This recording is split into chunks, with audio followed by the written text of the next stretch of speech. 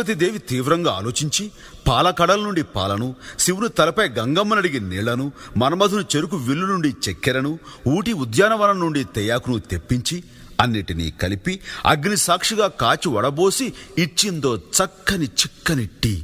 అది తాగిన బ్రహ్మ ఆనాటి నుండి ఈనాటి దాకా రెస్టు లేకుండా సృష్టి కొనసాగిస్తూనే ఉన్నాడు. అంత మహత్తున ఈ టీకి మరో పేరే ఛాయ్ మేరా భాయ్. ఈ ఛాయ్ చరిత్రను నోరారా చెబుతా, నోరూరేలా వినుకోవోయ్. ఆహా. ఆ